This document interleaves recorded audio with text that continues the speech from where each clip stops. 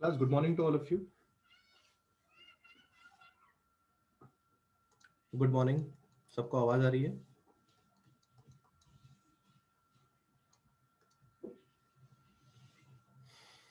Start करें।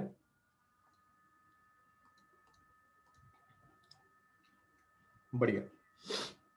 आज का जो पहला टॉपिक हम देखने जा रहे हैं उसका नाम है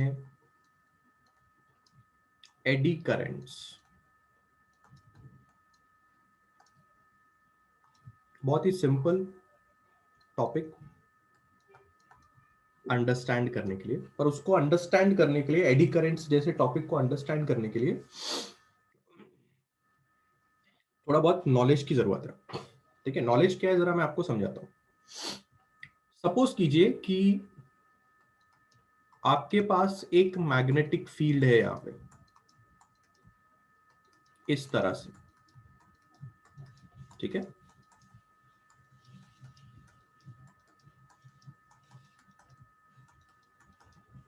क्रॉस मैग्नेटिक फील्ड का मतलब तो आप जानते ही हैं। और सपोज कीजिए कि यहां पे कहीं पे आपके पास एक Q नाम का चार्ज। इस Q नाम के चार्ज को आप एक V नाम की वेलोसिटी देते हैं। V नाम की क्या देते हैं? वेलोसिटी देते हैं, और उसको इधर धक्का मारते हैं।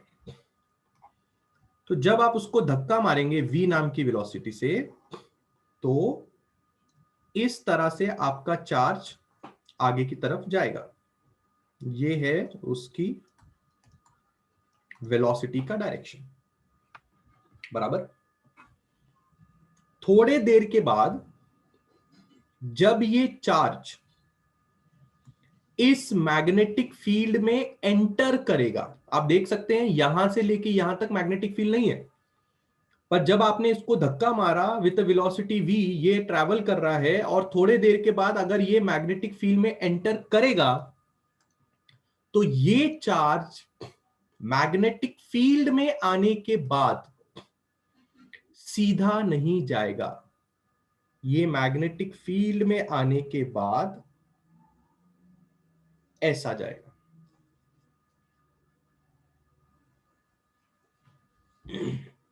आप जानते हैं क्या ऐसा क्यों होता है? कहीं लोअर क्लासेस में कुछ पढ़ा? क्या आपने कोई ऐसा फॉर्मूला सुना है? F is equal to Q V B sine theta, या इसको आप ऐसे भी लिख सकते हो, Q V vector cross B vector.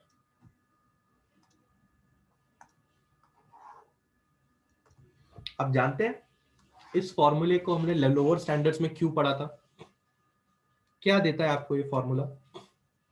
ये फॉर्मूला देता है आपको ये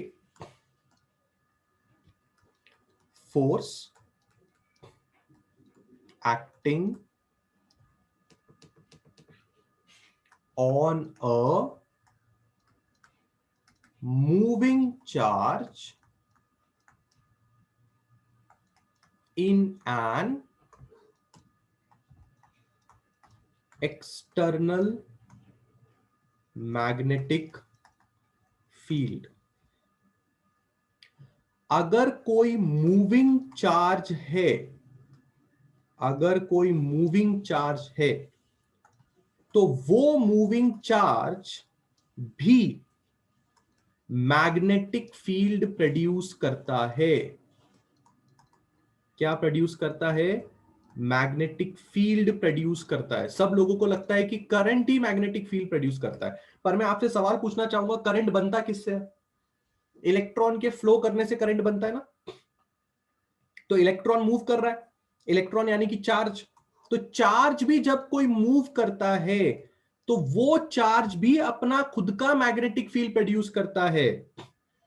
magnetic field produced by charge. और अगर चार्ज अपना मैग्नेटिक फील्ड प्रोड्यूस कर रहा है, let me take it as BQ, और आपको पता है कि पहले से ही वहां पे एक एक्सटर्नल मैग्नेटिक फील्ड भी मौजूद है, जिसको हम ले लेते हैं BE। तो क्या आप ये बात समझ पा रहे हैं कि आपकी खुद की मैग्नेटिक फील्ड और एक्सटर्नल मैग्नेटिक फील्ड के बीच में क्या होने वाला है? कल भी बताया था, पंगा होने वाला है। तो जब पंगा होता है, जब पंगा होता है तो फोर्स लगती है, पर हमारे केस में फोर्स किस पे लग रही है? मूविंग चार्ज के ऊपर। कल मैंने जो फॉर्मूला बताया था F is equal to ILB sine theta, वो एक करंट कैरिंग वायर पे लगने वाली फोर्स है। आज हम एक चार्ज पे लगने वाली फोर्स के बारे में पढ़ रहे हैं, चार्ज पे लगने वाली फोर्स। और अगर आपने लोअर स्टैंडर्ड्स में ध्यान दिया होगा तो वो F is equal to ILB sine theta नाम का जो फॉर्मूला है वो इसी फॉर्मूले से डिराइव किया जाता है। इसी फॉर्मूले का डेरिवेटिव करके आप F is equal to ILB sine theta नाम का फॉर्मूला लेके आते हैं। पर यहां पे मुद्दा ये है कि अगर कोई चार्ज है, उसके पास एक वेलोसिटी है और वो एक एक्सटर्नल मैग्नेटिक फील्ड में एंटर मारता है, तो उसके ऊपर एक फोर्स लगती है। इस फोर्स के लगने की वजह से the force which acts on the charge provides the centripetal force to the charge, provides the centripetal force to the charge so that it can do circular motion। Yes, आपने बिल्कुल सही सुना। ये जो चार्ज है, ये चार्ज इस magnetic field में आने के बाद गोल गोल घूमने लगेगा। कैसे घूमेगा? गोल। अभी मैंने सिर्फ इसको बेंड होते हुए दिखाया है। अगर थोड़ी और मैग्नेटिक फील्ड यहां वहां मैं बना दूं तो ये चार्ज टोटली गोल घूमेगा इसके अंदर। मतलब जो फोर्स लगती है, जो फोर्स उस चार्ज पे लग रही है, वो फोर्स काम कर रही है एक सेंट्रीपिटल फोर्स जैसे। जो फोर्स लग रही है वो काम कर रही है सेंट्रीपिटल फोर्स जैसे। और आपको पता ही होगा, अगर किसी के ऊपर सेंट्रीपिटल फोर्स लगती है तो वो बंदा सर्कुलर मोशन करने लग जाता है। यानी कि हमें असलियत में स्टेटमेंट ये लिखना चाहिए कि a moving charge in an external magnetic field will experience a force, and start performing circular motion. ये है वो असली टॉपिक जो मैं आपको समझाना चाहता हूं। सर्कुलर मोशन क्यों? क्योंकि जो फोर्स लगती है वही फोर्स सेंट्रीपिटल फोर्स का रोल प्ले करके उसे सर्कुलर मोशन करने पे मजबूर कर देती है। किस चार्ज को? जिस चार्ज के ऊपर फोर्स लग रही है। चेक करिए, लोअर स्टैंडर्ड की नॉलेज है। F is equal to Q V B sine theta, F is equal to Q V B sine theta, lower class की नॉलेज है। क्या कहते हैं? बढ़िया है। समझ में आया? क्या स्टेटमेंट समझ में आया? जो मैंने येलो कलर के बॉक्स में एक स्टेटमेंट पुटअप किया है, क्या आपको समझ में आया? A moving charge in an external magnetic field will experience a force and start performing circular motion। एक मूविंग चार्ज जो एक्सटर्नल मैग्नेटिक फील्ड में अगर आ जाए तो उसके ऊपर एक फोर्स लगेगी और उस फोर्स की वजह से वो चार्ज सर्कुलर मोशन करने लग जाएगा। अंडरस्टूड? सब लोग का रिप्लाई आना चाहिए मुझे। अब हम समझेंगे कि इसका रिलेशनशिप एडी करंट्स के साथ क्या है, एडी करंट्स क्या होते हैं समझेंगे। पर फिलहाल अगर आपको ये समझ में आ गया, मतलब आप ऐसा समझ जाओ कि आपको एडी करंट भी समझ में आ गया। तैयार? अब मैं टॉपिक स्टार्ट करूं, एडी करंट स्टार्ट कर सकता हूं अब मैं? बहुत ही बढ़िया, बहुत ही बढ़िया। अब मेरी बात बिल्कुल ध्यान से समझना, मेरी बात बिल्कुल ध्यान से समझना, ठीक है? सपोज कीजिए यहां पे आपके पास एक मैग्नेटिक फील्ड है, ठीक है? ये रहा आपके पास एक मैग्नेटिक फील्ड।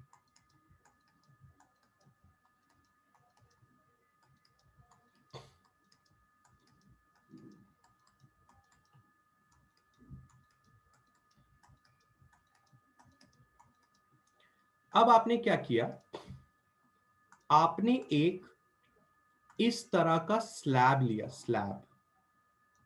याद रखिए, ये जो स्लैब आप देख रहे हैं, ये स्लैब अंदर से हॉलो नहीं है। हॉलो मतलब अंदर से खोखला नहीं है। ये स्लैब पूरा भरा हुआ है। मतलब आप इसको एक तरह की प्लेट मान के चले, मेटल की प्लेट मान के चले आप इस चीज को, ठीक है? इसलिए मैं इसको पूरा शेड क्यों कर रहा हूं, ताकि आपको एक फीलिंग आए कि ये चीज अंदर से खोखली नहीं है। अभी तक से हमने जितने भी डायग्राम्स पढ़े हैं उसमें चीजें अंदर से खोखली हुआ करती थी, यानी कि आप सिर्फ एक वायर कंसीडर करते थे जो चार तरह से एक रेक्टेंगल बनाती थी, ठीक है? अब ऐसा नहीं है, हमें एडी करंट्स को समझने के लिए एक totally closed plate, metallic rectangular plate हमें कंसीडर करनी पड़ेगी।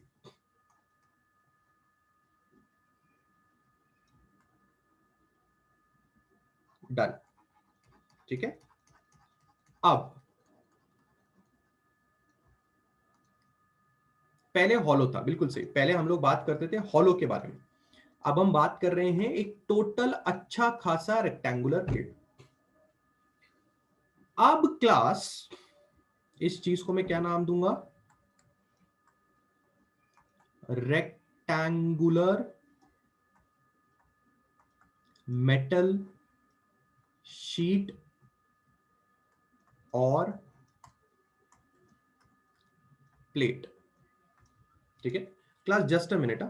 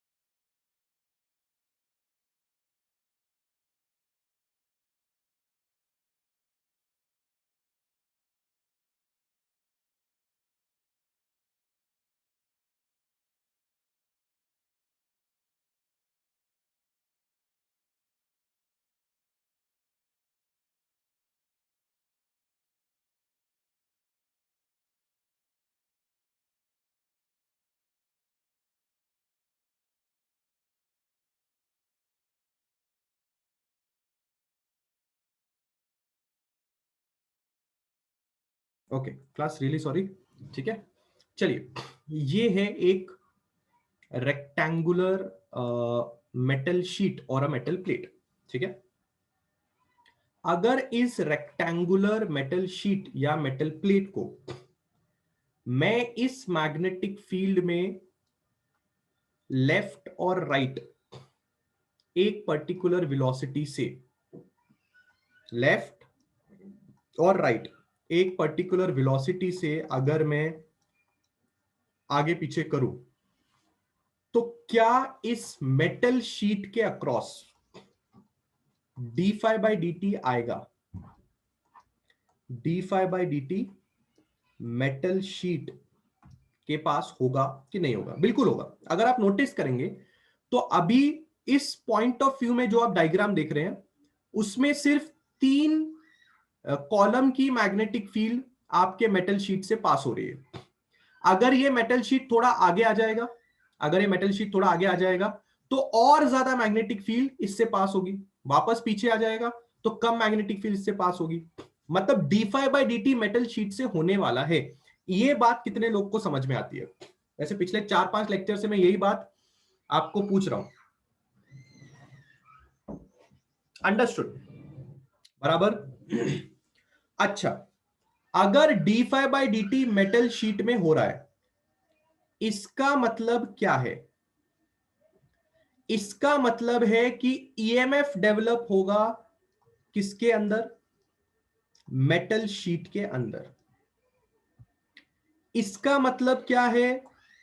करंट डेवलप होगा मेटल शीट के अंदर। ठीक है निकिता, आप चौथे ईएमआई के लेक्चर में आके ये सवाल नहीं पूछ सकते कि मैग्नेटिक फ्लक्स का एक्चुअल मीनिंग क्या है।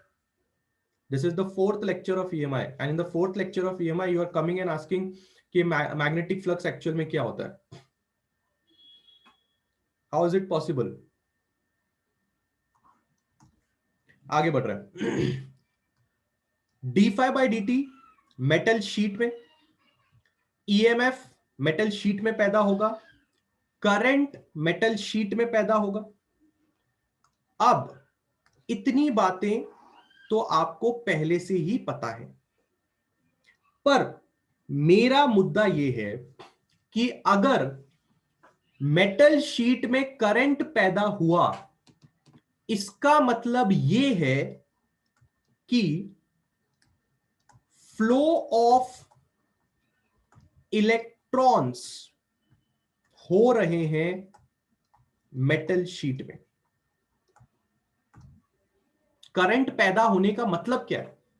What is the actual meaning of current पैदा होना? करंट पैदा होने का मतलब इस मेटल शीट में इलेक्ट्रॉन फ्लो कर रहे हैं। इलेक्ट्रॉन फ्लो करने का मतलब क्या है? हम लोग बोल सकते हैं कि इलेक्ट्रॉन्स आर इन मोशन। ये 4 बातें क्या आपको समझ में आ रही है? मेटल शीट में D phi by D T हुआ, यानी मेटल शीट के अक्रॉस का फ्लक्स चेंज हुआ, कभी ज्यादा कभी कम, जिसके वजह से ईएमएफ पैदा हुआ, जिसकी वजह से करंट पैदा हुआ। अगर मेटल शीट में करंट पैदा हुआ तो क्या मैं ये बात बोल सकता हूं कि मेटल शीट में इलेक्ट्रॉन्स फ्लो हो रहे हैं, मेटल शीट के अंदर इलेक्ट्रॉन्स मोशन में हैं? क्या मैं ये बात बोल सकता हूं? बोलिए। ये लास्ट की 2 बातें क्या आपको समझ में आ रही है? मेटल शीट में, स्पेशली मेटल शीट में। Come on everybody, can I say it like this? पक्का? Everybody is agreeing to this statement? अच्छा, अब मेरी बात बिल्कुल ध्यान से समझना। इस मेटल शीट में इलेक्ट्रॉन मोशन में है।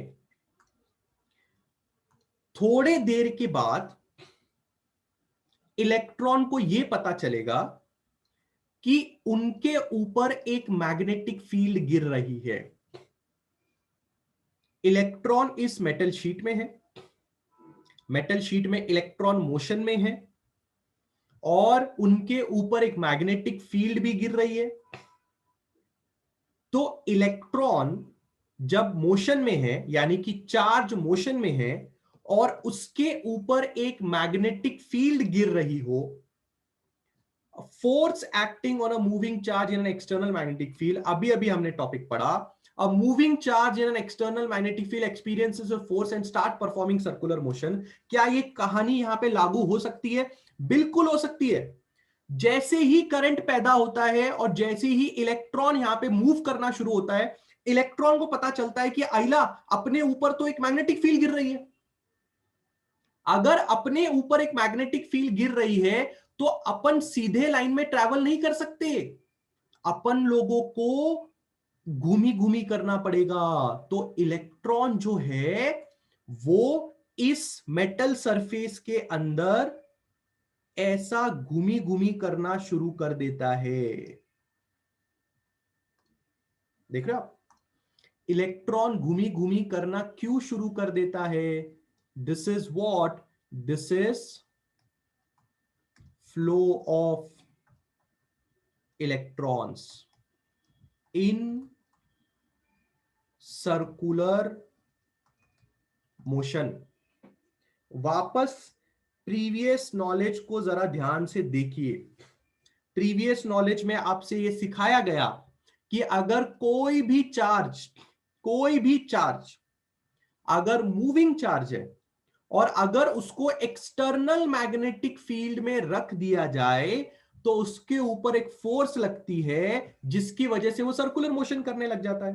तो पहला सवाल, क्या मेटल शीट में कोई मूविंग चार्ज है?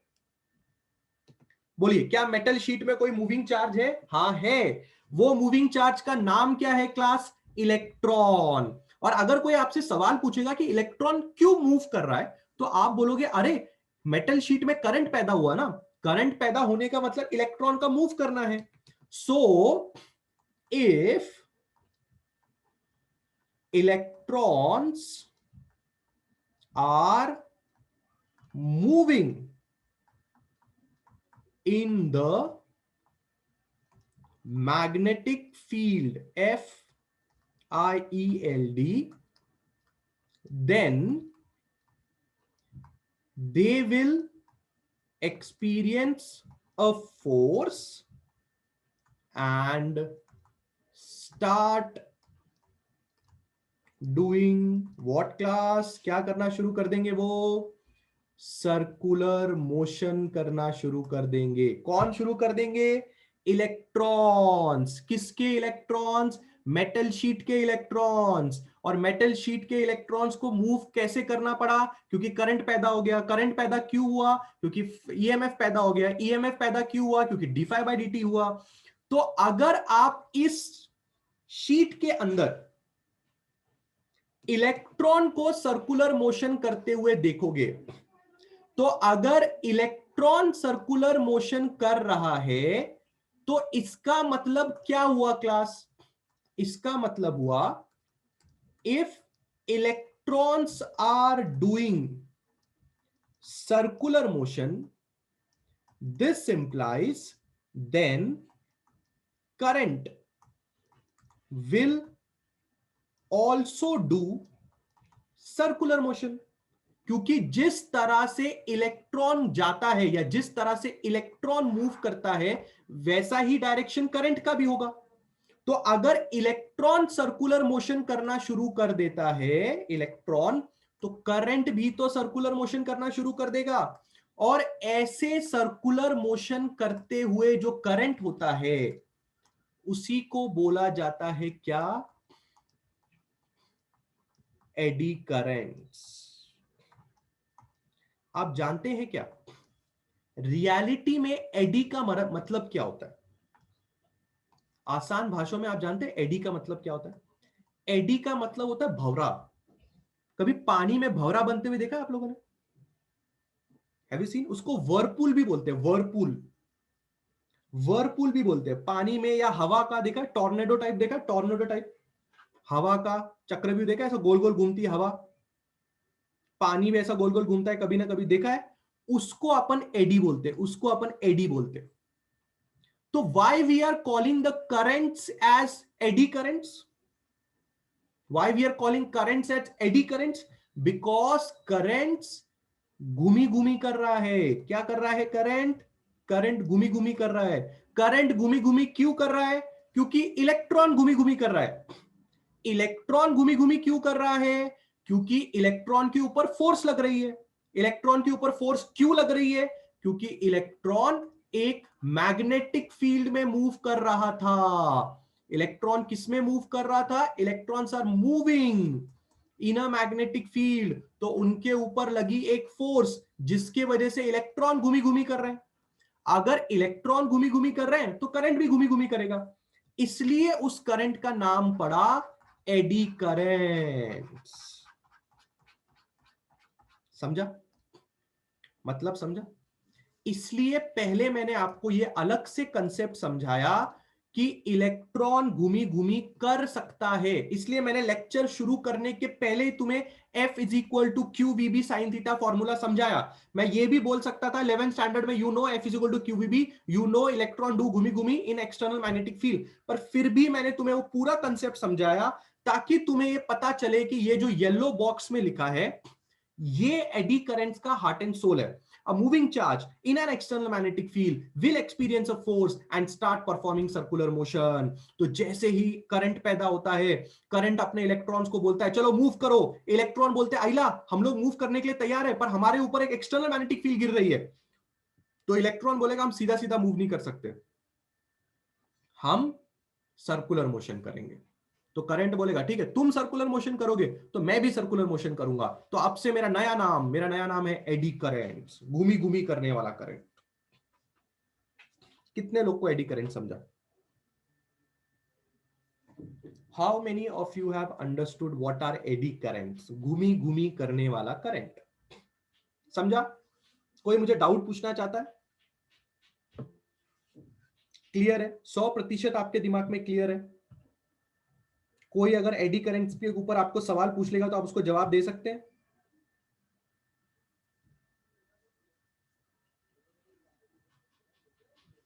यस दे सकते हैं? बढ़िया बढ़िया। अब सवाल ये उठता है कि एडी करंट्स अच्छी बात है कि बुरी बात है? एडी करंट्स आर गुड और बैड? एडी करंट्स अच्छी बात है कि बुरी बात है? एडी करंट्स पैदा होना अच्छी बात है कि बुरी बात है? सबसे पहले आपको यह समझना पड़ेगा कि अगर एडी करंट्स प्रोड्यूस होते हैं, अगर एडी करंट्स प्रोड्यूस होते हैं तो वो हीट प्रोड्यूस करते हैं। एडी करंट्स क्या प्रोड्यूस करते हैं? हीट। अब आप सवाल पूछोगे कि सर एडी करंट्स कैसे हीट प्रोड्यूस करते हैं? हाउ, आपके दिमाग में क्वेश्चन आएगा, how eddy currents produce heat? तो जरा इसके ऊपर एक डिस्कशन करते हैं, फिर ये बात का जवाब देंगे कि एडी करंट्स अच्छी बात है कि बुरी बात है। क्या एडी करंट्स हमारे लिए अच्छा काम करते हैं कि बुरा काम करते हैं? पहले ये देख लेते हैं कि एडी करंट्स हीट कैसे प्रोड्यूस करते हैं। देखिए बात को समझिए। अभी अभी हमने डिस्कशन किया कि आपके जो इलेक्ट्रॉन्स हैं वो घूमी घूमी करते हैं। Just now we discussed that electrons are doing घूमी घूमी। ठीक है, तो अगर 11th स्टैंडर्ड की थोड़ी सी नॉलेज आपके पास होगी तो आपको समझ में आएगा, इलेक्ट्रॉन्स अगर घूमी घूमी कर रहे हैं, क्या कर रहे हैं इलेक्ट्रॉन्स? अगर घूमी घूमी कर रहे हैं तो घूमी घूमी करते हुए इलेक्ट्रॉन्स के बीच में कोलिजन होना शुरू हो जाएगा। Collision of electrons will take place. अब आप इस चीज को ऐसे अंडरस्टैंड करें कि आपको बोला जाए कि एक के पीछे एक सर्कुलर मोशन में घूमो। आप 10 लोग हो या 20 लोग हो, बिना एक दूसरे को टच किए सर्कुलर मोशन में घूमो, तो क्या एक दूसरे के साथ टकराने की संभावना बढ़ जाती है? बिल्कुल बढ़ जाती है। जब भी इलेक्ट्रॉन घूमी घूमी करने लगता है, ये इलेक्ट्रॉन है, जब वो इलेक्ट्रॉन घूमी घूमी करने लगता है तो इससे एक इलेक्ट्रॉन की दूसरे इलेक्ट्रॉन से टकराने की संभावना बढ़ जाती है। Collision of electrons will take place. क्या कोई मुझे बता सकता है जब इलेक्ट्रॉन्स एक दूसरे के साथ कोलिजन करते हैं तो ऐसी कौन सी चीज है जिसका उत्पन्न होता है? क्या चीज की बारे में बात करते हैं जब इलेक्ट्रॉन्स कोलिजन करते हैं? 10th standard and 11th standard में आपको ये बातें बताई जाती है। व्हेन इलेक्ट्रॉन्स कोलाइड क्या चीज प्रोड्यूस होती है? किसी ना किसी चीज का प्रोडक्शन होता है। आप जानते हो चीज क्या है? आप जानते हैं जब इलेक्ट्रॉन्स कोलाइड करते हैं बेटा तो रेजिस्टेंस पैदा होता है। जानते हैं आप? यश, इलेक्ट्रॉन्स कोलाइड करेंगे तो इंड्यूस करंट पैदा होगा। क्या क्या दिमाग लगाते हो यार तुम लोग? इंड्यूस्ड करंट इलेक्ट्रॉन के कोलिजन से पैदा होता है। रेजिस्टेंस पैदा होता है। रेजिस्टेंस लोअर क्लासेस में रेजिस्टेंस का डेफिनेशन जाके पढ़ोगे तो resistance he collision of electrons है। और आप जानते हो क्या रेजिस्टेंस प्रोड्यूस होने की वजह से क्या प्रोड्यूस होता है? हीट प्रोड्यूस होता है। याद आया? याद आया? रेजिस्टेंस हीट प्रोड्यूस करता है। तो अब आपको यह समझ में आ रहा होगा कि अगर इलेक्ट्रॉन्स घूमी घूमी करते हैं और एडी करंट्स पैदा करते हैं तो एडी करंट हीट क्यों पैदा करते हैं? क्योंकि यार एडी करंट्स तो इलेक्ट्रॉन के घूमी घूमी करने से पैदा हुआ। अगर इलेक्ट्रॉन घूमी घूमी कर रहा है तो इलेक्ट्रॉन एक दूसरे के साथ कोलिजन करेगा, और अगर इलेक्ट्रॉन एक दूसरे के साथ कोलिजन करेगा तो उसके वजह से रेजिस्टेंस प्रोड्यूस होगा, और अगर रेजिस्टेंस प्रोड्यूस होगा तो हीट प्रोड्यूस होगा। हाउ का जवाब मिला किसी को? कितने लोग को हाउ का जवाब मिला? क्यों एडी करंट हीट प्रोड्यूस करते हैं? कितने लोग का इसका सवाल का जवाब मिला? मिला? पक्का? पक्का? सब लोग के दिमाग में बात छप गई है ना? सबके दिमाग में बात छप गई बराबर। अब हम लोग बात कर सकते हैं एडी करंट्स गुड और बैड, है ना? अब तुम्हें एक बात पता चल गई है कि एडी करंट्स अगर हमारे सर्किट में आ जाए तो एडी करंट हीट प्रोड्यूस करते हैं। एडी करंट क्या प्रोड्यूस करते हैं? हीट प्रोड्यूस करते हैं। ठीक है, तो क्या एडी करंट्स के द्वारा हीट प्रोड्यूस करना हमारे लिए अच्छी बात कि बुरी बात? डिपेंड करता है कि आप उस हीट का इस्तेमाल कैसे कर रहे हो। देखो, अच्छा भी हो सकता है और बुरा भी हो सकता है। बुरा क्या हो सकता है? बैड क्या हो सकता है? बैड ये हो सकता है कि मेटल शीट कैन मेल्ट, है ना? मेटल शीट में हीट प्रोड्यूस हो रही है, तो बैड थिंग क्या हो सकती है? बैड थिंग ये हो सकती है कि आपका मेटल शीट पिघल सकता है उस हीट से, बराबर। पर गुड थिंग क्या हो सकती है? What can be the good thing? If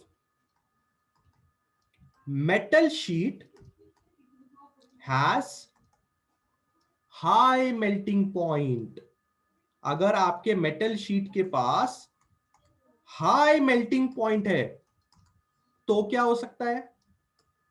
we can cook food on metal sheet.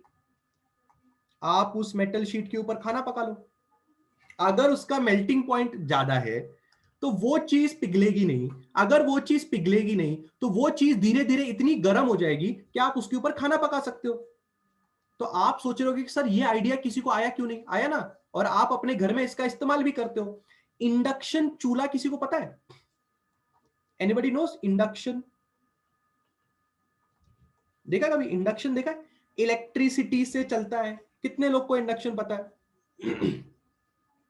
सुना है कभी इंडक्शन के बारे में? देखा आप लोगों ने इंडक्शन? देखा ना? ऐसा होता है, ये देखो, ऐसा एक काला कलर का ऐसा होता है, यहां पे बहुत सारे बटन्स होते हैं बटन्स, बराबर। और इस इंडक्शन के ऊपर ऐसा डायग्राम भी होता है, जरा देखना, ऐसा डायग्राम भी होगा उस इंडक्शन के ऊपर। आपको लगता होगा कि ऐसा डायग्राम इसलिए बनाया जाता है ताकि आपको पता चले कि आपका जो पतीला है मतलब आपका जो कंटेनर है वो कहां रखना है। गलत बात। ये डायग्राम एडी करंट्स के डायग्राम के साथ मैच करता है। ये देखो, घूमी घूमी घूमी घूमी दिखा, घूमी घूमी दिखा, ये है वो डायग्राम। आप लोग को लगता है कि यहां पे पतीला रखना है, यहां पे मुझे मेरा कंटेनर रखना है। अरे बाबा, वो ये बताना चाहता है कि अंदर हम एडी करंट्स प्रोड्यूस कर रहे हैं और उस एडी करंट से प्रोड्यूस होने वाली हीट का इस्तेमाल तुम्हें खाना पकाने के लिए दे रहे हैं हम लोग। आया कुछ समझ में? ये है इसका रियल लाइफ यूज। समझा?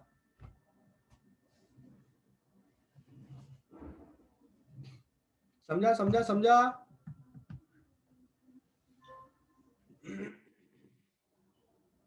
Right right right, clear clear clear, सब लोग के दिमाग में डन है। पर समझो हर जगह पे खाना थोड़ी पकाओगे, हर जगह पे खानी थोड़ी पका। जैसे अभी समझो हमने शादी वाला एग्जांपल लिया था, फर्स्ट एग्जांपल याद है हमको? शादी वाला एग्जांपल लिया था हम लोगों ने, बराबर है? शादी शादी वाले एग्जांपल में क्या हुआ था? शादी वाले एग्जांपल में ये फैन के बारे में हम लोग स्टडी कर रहे थे, बराबर है? ठीक है। तो अगर शादी वाले एग्जांपल में अगर एक फैन के बारे में हम लोग स्टडी कर रहे थे, तो धीरे धीरे आपको समझ में होगा कि fan will start developing heat, है ना?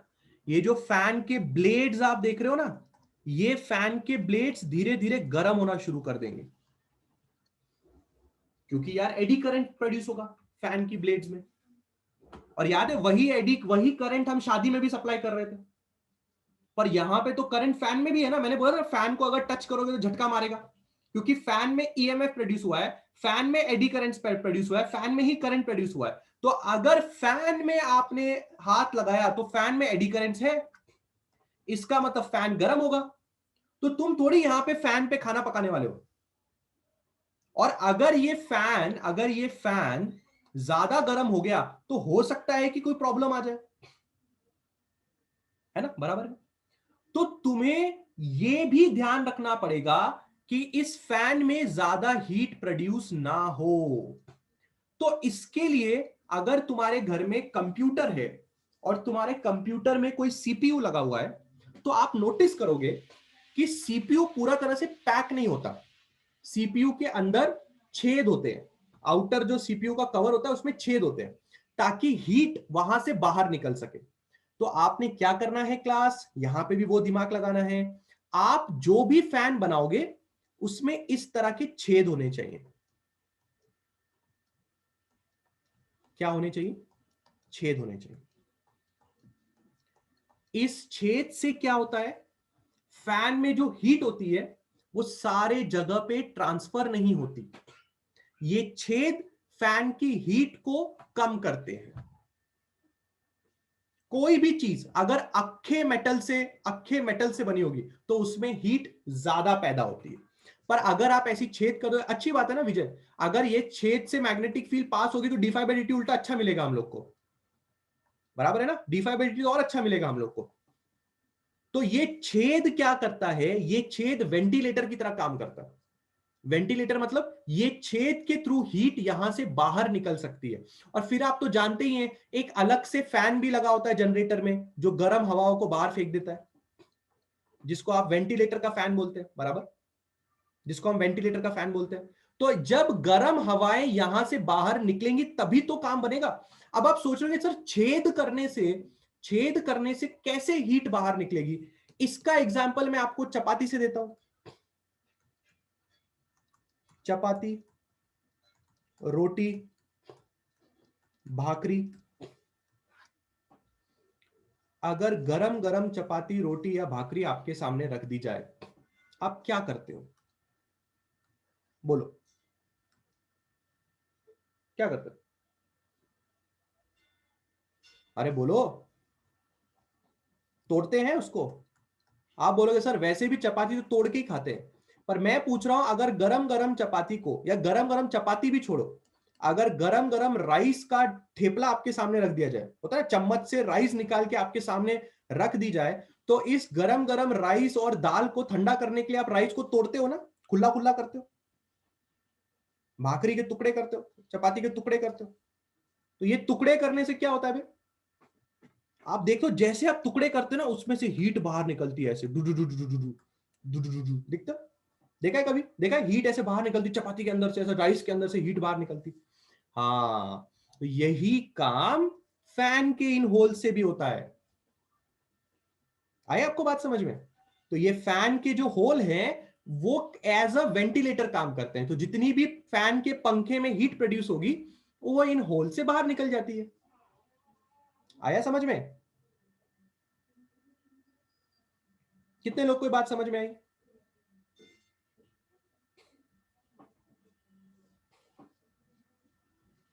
बराबर। तो एक बात हरदम याद रखना, कभी भी अक्खा मेटल शीट यूज नहीं करने का, ऐसा अक्खा मेटल शीट यूज नहीं करने का। अगर आपने एक अक्खा मेटल शीट यूज किया तो इस अक्खे मेटल शीट में बहुत ही ज्यादा हीट प्रोड्यूस होती है, क्योंकि हीट एक कोने से दूसरे कोने तक ट्रांसफर होती है।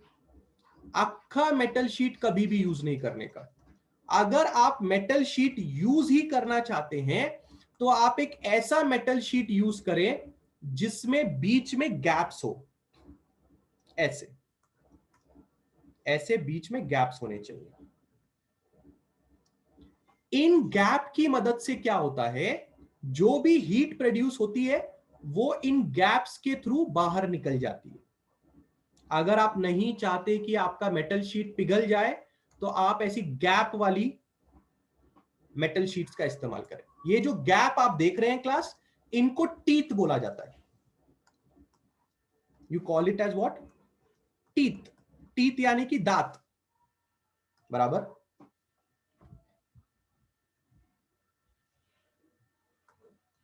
अरे बाबा, एडी करंट्स ऐसी शीट में ज्यादा पैदा होते हैं, इसलिए मैंने ऐसी मेटल शीट लेके तुम्हें पढ़ाया, ताकि तुम्हें समझ में आए कि अगर हम ऐसी अक्खी मेटल शीट लेके कार्यक्रम करेंगे तो इसमें इतना ज्यादा हीट प्रोड्यूस होगा कि ये एक गुड आइडिया नहीं है। इसलिए मैंने तुम्हें स्टार्टिंग में ऐसी शीट लेके पढ़ाया, ताकि तुम्हें समझ में आए कि ऐसी अक्खी मेटल शीट लेके काम करने का नुकसान क्या है। आया समझ में? तो शीट तो फिर हॉलो ही इस्तेमाल करनी है। पिछले 4 लेक्चर में शीट कैसी इस्तेमाल की? हॉलो इस्तेमाल की। परंतु क्या सब लोगों की रिक्वायरमेंट हॉलो शीट से पूरी हो सकती है? हो सकता है कि आप ये पंखा बना रहे हो, तो ये पंखा आप हॉलो हॉलो बना के चलेगा आपको? ये पंखा, क्या ये पंखे का खाली बाउंड्री चलेगा आपको? बोलो, ये पंखे का खाली बाउंड्री चलेगा कि बीच में मेटल होना चाहिए? आपके घर में अगर मैं पंखा डिलीवर करूं और उसमें सिर्फ बाउंड्री दूं, बीच में से हॉलो दूं, चलेगा आपको? आप ऐसा पंखा लगाओगे घर पे? बोलो मुझे, बीच में मेटल होना चाहिए कि नहीं होना चाहिए? होना चाहिए ना बीच में मेटल, अच्छी हवा आएगी कि नहीं आएगी? पर अगर अगर वो मेटल लगाने से हीट ज्यादा प्रोड्यूस हो रही है तो इलाज तो ढूंढना पड़ेगा ना। इलाज क्या है? उसके अंदर छेद करो। इलाज क्या है? अगर किसी को ऐसा अक्खा मेटल यूज करना है तो अक्खा मेटल मत यूज करो, ऐसे टीथ वाले मेटल यूज करो। अरे समझा? जो बच्चा डाउट पूछ रहा है वो कह रहा है कि सर आपने तो कहा फुल मेटल शीट यूज करो, अभी आप कह रहे हो फुल मेटल शीट मत यूज करो। अरे बाबा, फुल मेटल शीट लेके पढ़ाया ताकि समझ में आए कि भाई नुकसान होता है। नुकसान तभी समझेगा ना जब तुम उतरोगे मैदान में, बिना मैदान में उतरे नुकसान कैसे समझेगा तुम लोग को? बराबर।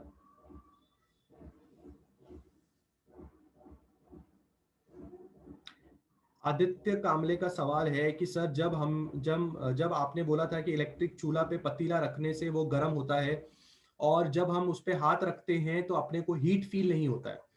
इंडक्शन चूल्हे में जो ऊपर का सरफेस है, उस सरफेस से सिर्फ जो पतीला वहां पे रखा जाता है वो पतीले तक ही हीट ट्रांसफर हो सकती है। आपके हाथ में वो हीट ट्रांसफर होने का टेक्नोलॉजी उसमें नहीं है। और पतीले का अगर आप बेस भी चेक करोगे, if you will check the base of the patila, तो भी आपको ये बात समझ में आएगी कि जो इंडक्शन चूल्हे के पतीले होते हैं वो पतीले अलग होते हैं। नॉर्मल पतीला आप इंडक्शन चूल्हे पे इस्तेमाल नहीं कर सकते। देखा आप लोगों ने? Do you know this thing? कितने लोग को पता है कि नॉर्मल पतीला इंडक्शन चूल्हे पे इस्तेमाल नहीं कर सकते?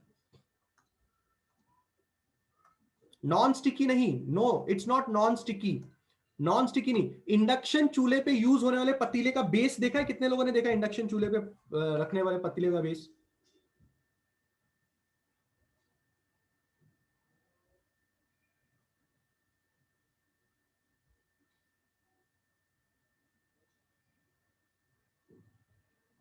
कितने लोग ने देखा है? नीचे ऐसे गोले गोले होते हैं, गोले गोले होते हैं।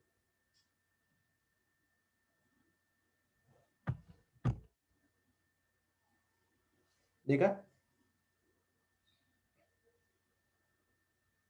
याद रखिए, याद रखिए। नहीं, स्टील, हाँ बराबर, स्टील का होता है, स्टील का होता है, बिल्कुल सही है, बिल्कुल सही है। देखो अब मैं आपको बेस बना के दिखाता हूं। ये पतीले का बेस है, ऐसे ऐसे गोले होते हैं उसके अंदर।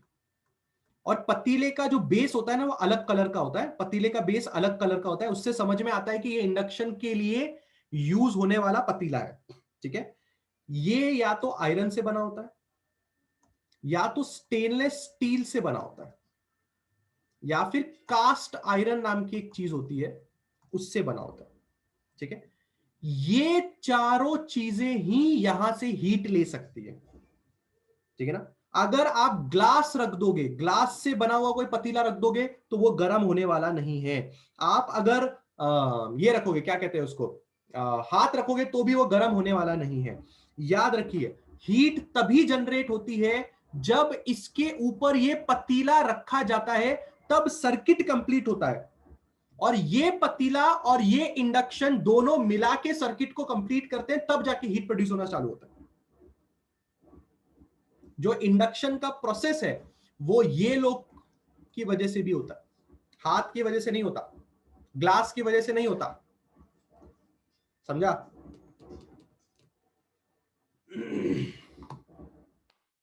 कितने लोगों को एडी करंट समझ में आया?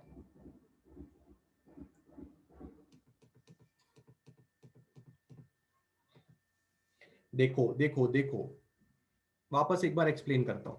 ठीक है?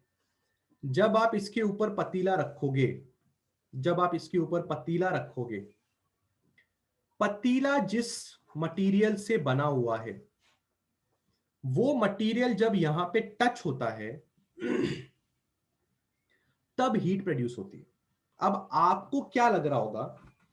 आपको लग रहा होगा कि हीट यहां प्रोड्यूस होती है, यहां इस इंडक्शन चूल्हे के ऊपर हीट प्रोड्यूस होती है। गलत। इंडक्शन चूल्हे के ऊपर हीट प्रोड्यूस नहीं होती, हीट यहां प्रोड्यूस होती, यहां पतीले पे। थोड़ा डिटेल में एक्सप्लेनेशन चाहिए? ये आपका इंडक्शन चूल्हा, इसके ऊपर आपने रखा है एक पतीला। इंडक्शन चूल्हा क्या करता है? इंडक्शन चूल्हा अंदर d5/dt करता है। इंडक्शन चूल्हा इज डूइंग d5/dt अंदर। पर इंडक्शन चूल्हे के d5/dt की वजह से जो आपके पतीले का बेस है, पतीला मतलब आपका जो कंटेनर है उसका बेस है, उसमें भी d5/dt होता है, कंटेनर में भी d5/dt होता है, और कंटेनर में भी एक करंट प्रोड्यूस होता है, और वो कंटेनर का करंट ही एडी करंट है। और एडी करंट कंटेनर के बेस में ही हीट प्रोड्यूस करना चालू कर देता है। तो हीट इंडक्शन के बेस में प्रोड्यूस नहीं होती, हीट कंटेनर के बेस में प्रोड्यूस होती है। आधे लोगों को अभी तक से शायद ये लग रहा था कि हीट जो है वो इंडक्शन में प्रोड्यूस होती है, फिर इंडक्शन पतीले को हीट देता है। ऐसा नहीं है। इंडक्शन सिर्फ d5/dt करने के काम में आता है। वो d5/dt कंटेनर तक पहुंचता है, जिसकी वजह से एडी करंट पैदा होता है, जिसकी वजह से कंटेनर हीट करता है। पर ये दोनों के बीच का साइमल्टेनियस प्रोसेस है। ये प्रोसेस हम म्यूचुअल इंडक्शन नाम के एक टॉपिक में पढ़ेंगे, जो हमारा अगला ही टॉपिक है। म्यूचुअल इंडक्शन, एक जगह से दूसरे जगह तक कैसे मैग्नेटिक फ्लक्स ट्रांसफर होता है, वो म्यूचुअल इंडक्शन। तो अगर आप अपना हाथ इसके ऊपर रख दोगे, अगर आप सोचोगे मैं मेरा हाथ इसके ऊपर रखता हूं, अरे भाई तुम्हारे हाथ में करंट थोड़ी प्रोड्यूस होता है, तुम्हारा हाथ वो इंडक्शन प्रोसेस को सपोर्ट नहीं करता, सिर्फ कास्ट आयरन, स्टील और ये सब चीजें उस प्रोसेस को सपोर्ट करती है। बैठा दिमाग में, बैठा कुछ? इसलिए उसका सरफेस जब टच करते हो आपको ठंडा लगता है, क्योंकि आपके हाथ में कुछ कमाल है ही नहीं। कमाल तो ये आयरन, स्टेनलेस स्टील और कास्ट आयरन।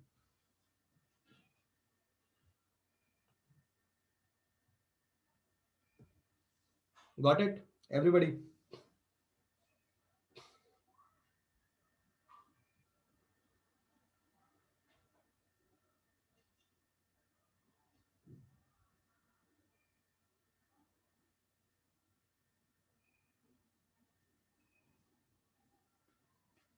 बढ़िया, चलिए आज के लिए इतना काफी था।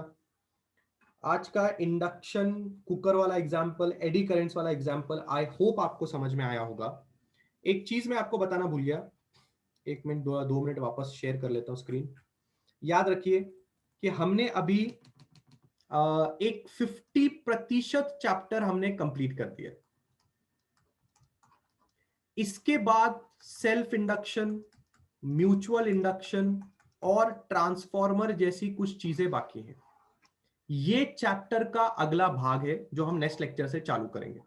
अभी तक से जितना भी चैप्टर हुआ है कृपया करके उसको स्टडी करें और अगले लेक्चर में आए। अगले लेक्चर में हम सेल्फ इंडक्शन जैसी चीजें पढ़ेंगे। Got it everybody? ठीक है, बढ़िया। चलो bye, take care all of you, bye.